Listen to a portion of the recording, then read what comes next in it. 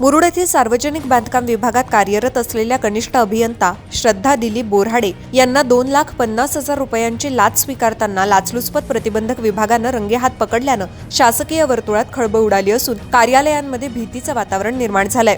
याबाबत सविस्तर माहिती अशी की तक्रारदार ठेकेदारानं मुरुड शहराजवळील एकदर, राजपुरी आणि खोकरी या गावांमध्ये रस्त्यालगत स्लॅब ड्रेनेजचं काम पूर्ण केलं होतं। संबंधित कामाचं बिल मंजूर करून अंदाजपत्रकासह कागदपत्र तयार करून देण्यासाठी कनिष्ठ अभियंता बोऱ्हाडे यांनी सुरुवातीला 3 लाख रुपयांची मागणी केली। नंतर तडजोडी अंती 2,50,000 रुपयांवर व्यवहार निश्चित झाला। या मागणीबाबत तक्रारदारानं अलिबाग येथील लाचलुचपत प्रतिबंधक विभागाकडे तक्रार दाखल केली। तक्रारीची पडताळणी केल्यानंतर पथकानं सापळा रचला।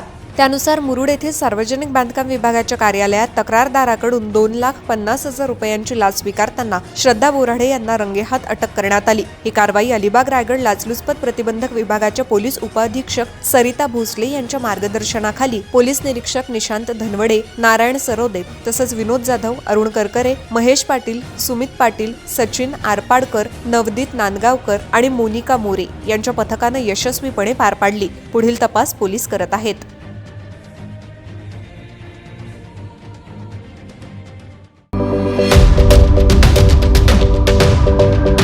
यूट्यूबवर सुद्धा रायगड टाइम्स सर्च करा आणि पहा रायगडच्या कानाकोपऱ्यातील प्रत्येक बित्तम बातमी।